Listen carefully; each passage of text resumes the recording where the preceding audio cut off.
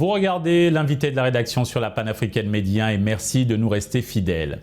Quelle est votre vision? La trouver, l'accomplir est le titre du nouvel ouvrage de Gaius Yokossi, son 3e livre. Dans ce livre, l'auteur, expert en coaching, partage des clés pour découvrir et concrétiser sa vision. Le contenu est pratique, accessible et destiné à ceux qui veulent clarifier leur ambition, définir des objectifs clairs et élaborer des plans d'action efficaces. Aujourd'hui, nous allons découvrir comment l'auteur en est venu à écrire ce livre, sa démarche et les enseignements qu'il souhaite transmettre.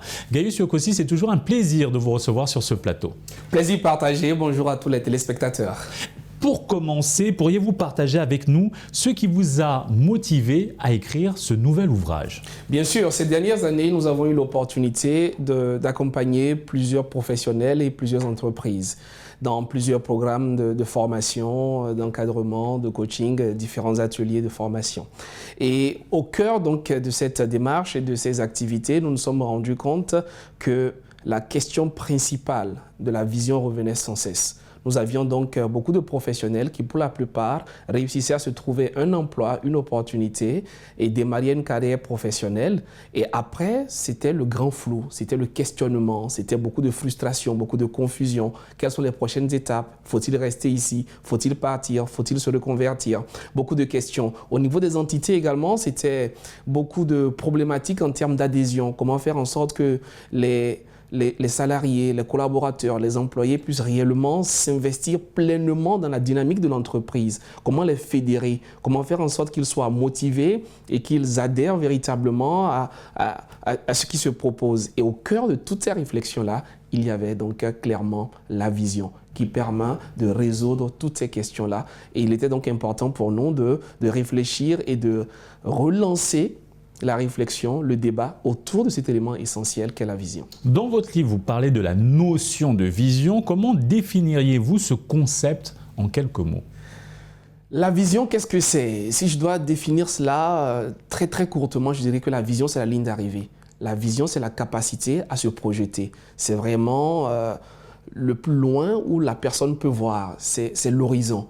C'est pouvoir fermer les yeux et c'est imaginer le futur. C'est donc ça la vision, c'est ce qu'on va voir, non pas avec ses yeux physiques, mais avec son esprit. Parce que Helen Keller, qui est justement cette femme aveugle qui est nommée comme étant la première femme aveugle, auteure, conférencière, elle disait que la seule chose pire que d'être aveugle, c'est de ne pas avoir de vision. Donc la vision, c'est la capacité à entrevoir le futur. C'est avoir clairement dans son esprit une ligne d'arrivée assez claire. Et selon vous, comment le fait d'avoir une vision claire peut-il influencer la qualité de vie générale d'une personne? C'est génial parce que la vision, en réalité, elle est présente à tous les niveaux de la vie. La vision est une boussole. La vision, c'est le phare, c'est la référence. C'est à partir de la vision, en réalité, qu'on prend toutes les décisions possibles. Pour un étudiant, simplement, c'est en principe grâce à sa vision qu'il va choisir son cursus, qu'il va choisir une filière, qu'il va choisir un parcours de vie. Pour un employé, pour un salarié, c'est la vision qui lui permet justement de s'orienter vers de nouvelles certifications, vers de nouveaux diplômes, vers une nouvelle entreprise, de postuler vers telle ou telle institution. Pour une entreprise, c'est la vision qui permet de savoir quel marché on attaque, quel produit on développe, quel service, comment est-ce qu'on se positionne par rapport à l'innovation. Donc en réalité, c'est la vision qui nous dicte tout ce qu'on fait. C'est comme le matin quand je sors de chez moi, si je prends à gauche ou à droite, c'est en réalité en fonction de ma destination. Donc en réalité, la vision va définir mon habillement, mon style de vie, mon alimentation, mes amis, mes fréquentations, mon entourage. Tout est défini par la vision. Gaius Yokossi, quelle serait la première étape pour une personne souhaitant clarifier sa propre vision? On connaît le mantra, connais-toi toi-même. La première des choses, c'est d'abord de faire un voyage à l'intérieur de soi. Une introspection. Exactement. Mon conseil, ce serait l'introspection. Trouver le temps pour s'asseoir tout seul, réfléchir, méditer. Donc retrouver ce moment-là, loin des réseaux sociaux, loin des téléphones, loin de l'ordinateur, loin de tout ce qui est Internet, et s'asseoir et réfléchir. Parce que les véritables réponses viennent à l'intérieur de nous. Il faut accepter de se poser les questions et trouver le moyen pour faire silence et cela émerge. Et si on ne les trouve pas, d'où l'importance d'avoir un coach, une personne qui vous accompagne pour y voir plus clair. Exactement. Et dans ce livre, justement, vous avez également des outils, des orientations pour vous poser les questions qui vous aideraient à clarifier votre vision. Pensez-vous que l'échec est une étape inévitable dans le processus d'accomplissement? Oui, parce que à partir du moment où on redéfinit le concept de l'échec, on peut mieux en faire son allié. Pourquoi je parle d'allié? En réalité, il n'y a que deux façons d'échouer dans la vie. La première manière d'échouer, c'est lorsqu'on ne commence pas. Quand on a une idée, quand on a une ambition, quand on a un rêve et qu'on n'ose même pas, en réalité, on a déjà échoué. C'est un peu comme une équipe qui ne se présente même pas le jour du match, qui a déjà signé forfait. Et la deuxième manière d'échouer qui existe, c'est le fait d'abandonner. Au moment où on abandonne, on échoue. Mais tant qu'on n'a pas abandonné, on n'a pas encore échoué. On est en fait dans un processus. Donc, toutes ces tentatives-là peuvent être assimilées comme des échecs, mais en réalité, elles deviennent donc les étapes, les marches de cet escalier qui vont conduire vers votre succès.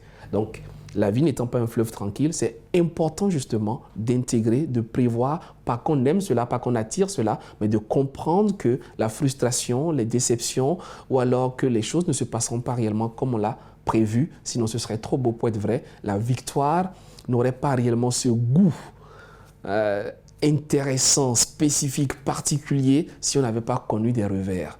Donc plus on connaît des revers, plus on a ce qu'on peut appeler de l'échec et on peut savourer davantage sa victoire. Le goût satisfaisant du travail accompli. Merci beaucoup. Votre livre s'adresse-t-il uniquement aux personnes en quête de succès professionnel ou est-il également pertinent pour les ambitions personnelles? Ce livre, il touche toutes les disciplines. Il est vraiment ouvert à tout public, et de tout âge d'ailleurs. Moi, je recommanderais même de le faire lire aux plus jeunes.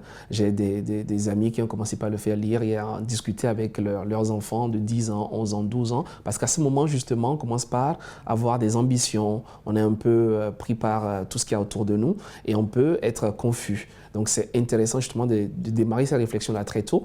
Et il y a 2 jours, j'ai une amie qui m'a appelé pour me dire qu'elle a utilisé le livre dans le cadre d'une retraite de son entreprise qui voulait redéfinir leur vision.